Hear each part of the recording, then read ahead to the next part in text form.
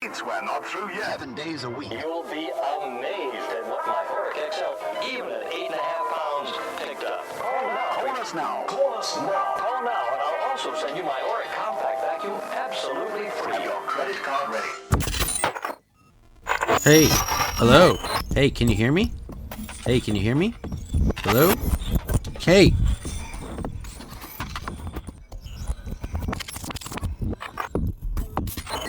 Welcome to Emerging Tech Mastery, a show that demystifies cutting-edge technology like cryptocurrency, the blockchain, metaverse, NFTs, virtual reality, the maker movement, artificial intelligence, machine learning, cloud, edge, and even fog computing. Strap in as we ride into the fourth industrial revolution. Emerging Tech Mastery provides actionable knowledge, regardless of skill level, from experts in the trenches. We piece together this intel in easy-to-consume media formats, processes, and procedures. See you in the future.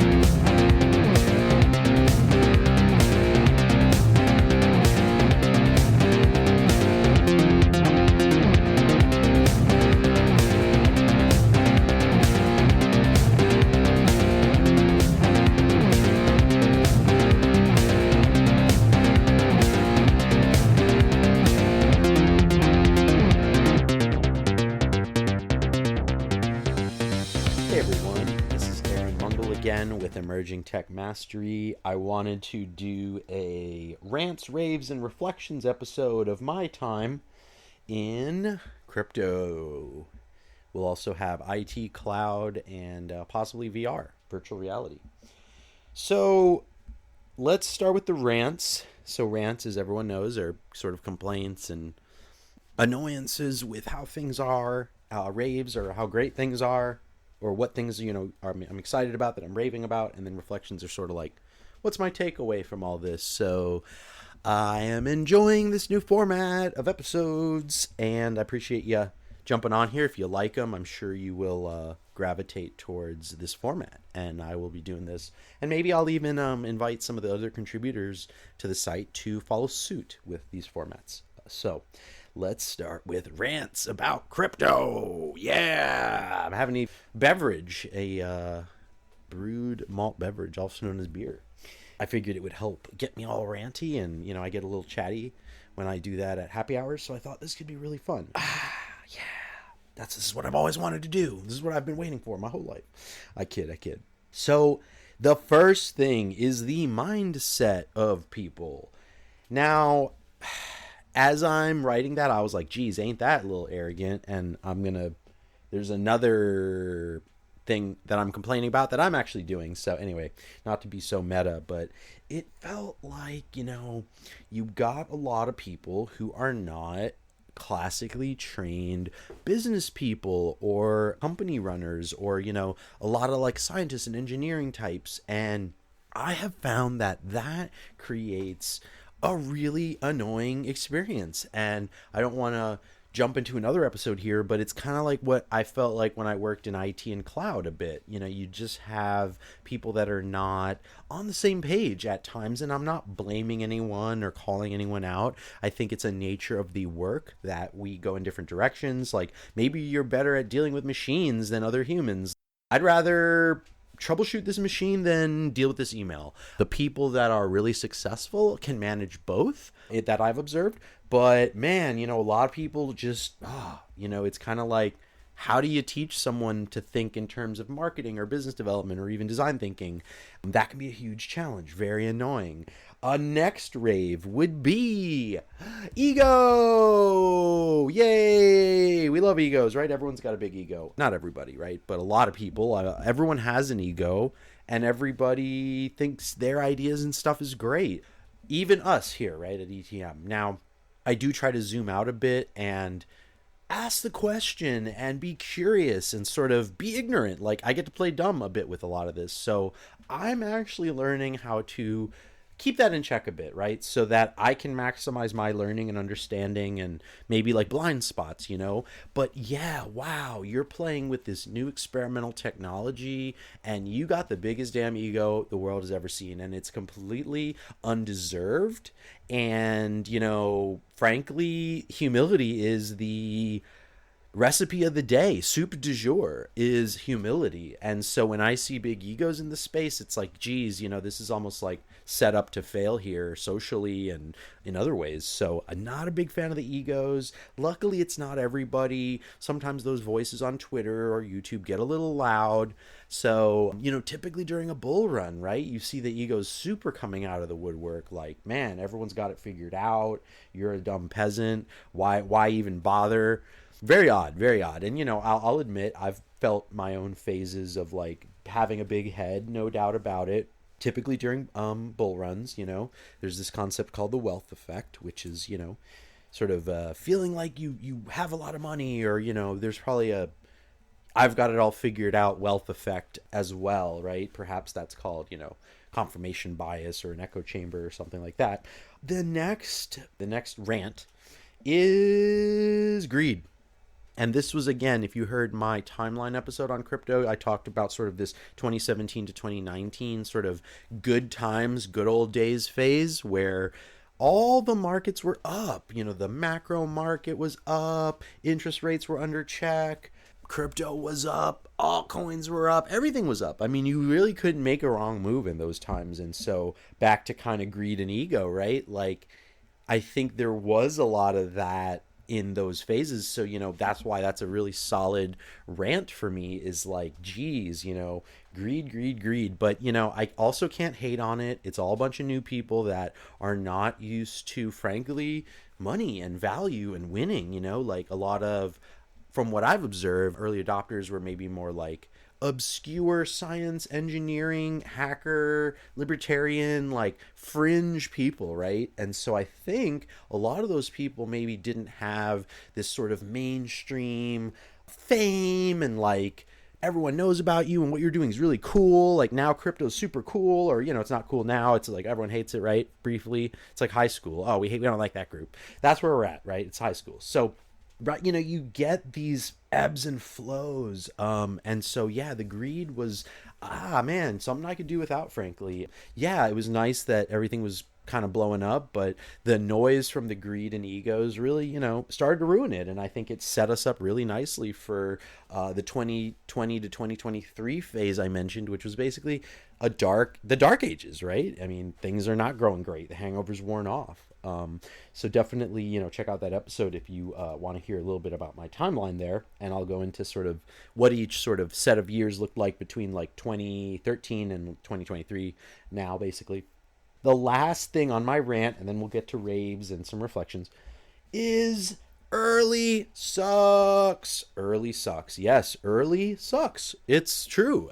You're an early adopter. I'm going to have a good one on this for VR. Like, you basically are there early and you get to do all the cool stuff and you're looked at as a pretty cool cat. And maybe you get invited to do events or speak at events. I've had this happen on all the topics, crypto as well. But yeah, I mean, it's kind of like, geez, I was kind of cool. I was sort of like, had all this stuff, sort of attention and interest from people. And, maybe that's on me to not convert that into something more sustainable. But yeah, I mean, geez, you do feel a little like, I hate to say used, right? But maybe just past your prime. I mean, I don't feel like I'm past my prime at all, but what I mean is like the trend has sort of a peak, and life cycle. And it's like, there is sort of this moment where like, oh, this is really cool. And everyone's coming out for it. Like, again, VR in 2017, like people were all over that. And it was really cool to be showing VR around that time. But did that sustain? Nope. So that early sucks. That is a fact. Now, I'm going to kind of have a more positive spin on that here in a second, but yeah, I think that sums up my rants. Just if you can kind of tell here, it's mostly other people. That's kind of the issue. But, I really feel like, yeah, that kind of bugged me, right? So let's go into raves, and raves would be what I love. My gosh, so much to rave about, frankly. Your learning will be put on steroids.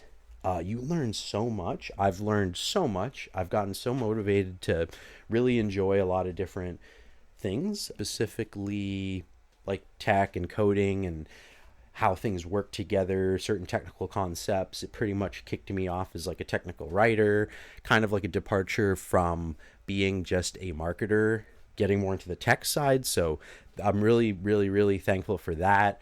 And a lot of personal growth has come from that knowledge and learning. And again, you're not necessarily guaranteed to make millions of dollars.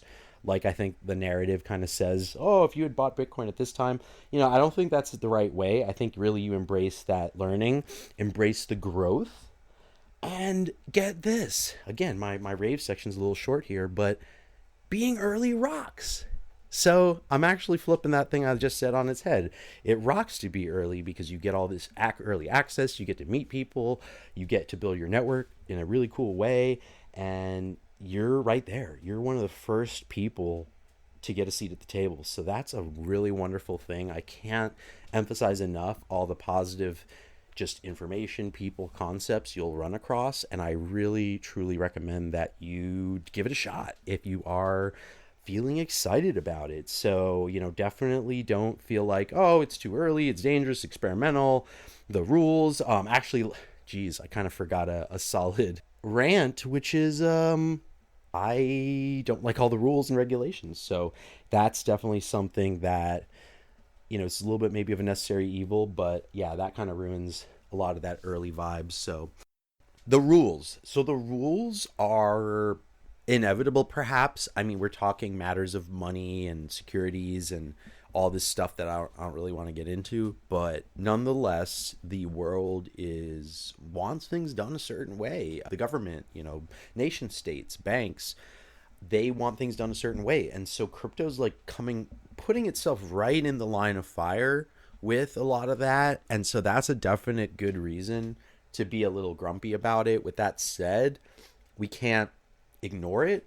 We definitely can't stop it per se.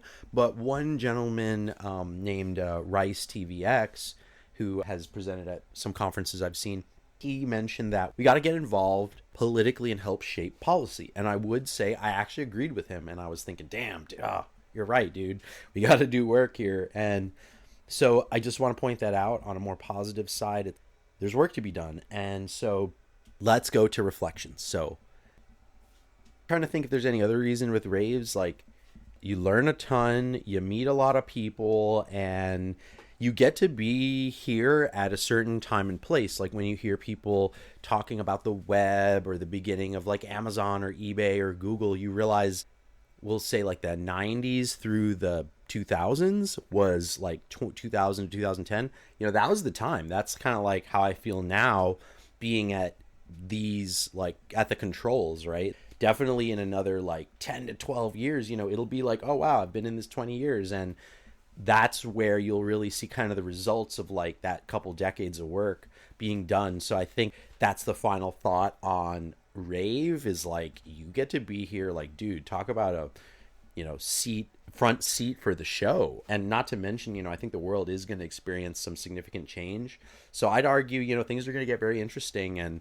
maybe I can go a little more into detail about what that means, the singularity and all these things that are referred to. But, definitely like huge change.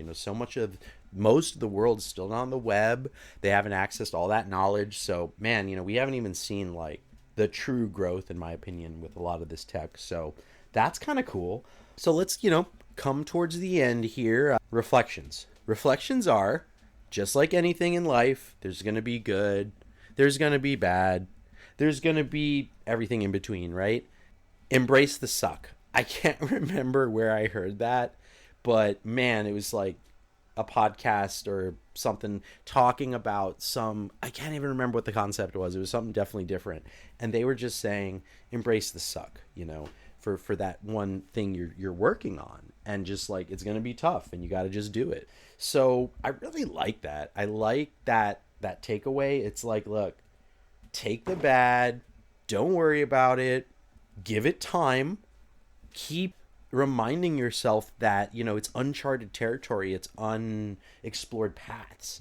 And that is sometimes pretty tough voyage. And I've definitely seen some rocky roads and, some tough patches here. So I can definitely relate.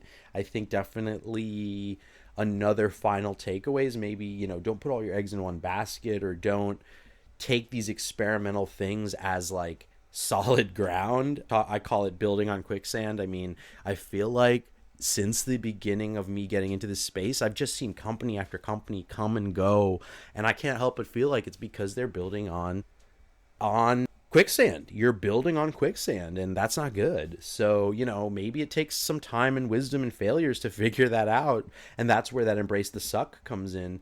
But I would say you really do need to be aware that the path could take some turns and throw some challenges at you, and I think that's actually really good. So embrace that complexity, and I think it's going to be awesome. If you are feeling drawn to it, hopefully, I'm giving you a little heads up, like, oh, watch out, there's a little bit of a rocky spot over there. And again, it's not that this will make it easier per se, but maybe being a little more aware of what's to come. It's kind of like, you're about to climb a mountain. Are you aware of the weather? Are you aware of like the challenges what if a flash flood happens? I think that analogy is holding, but definitely be aware, right, of the landscape you're getting into. And certainly we want to be there with you as this website guiding the way. So don't be bashful to bring your questions, concerns, and other curiosities to the table. Thank you again, and I will see you in the future.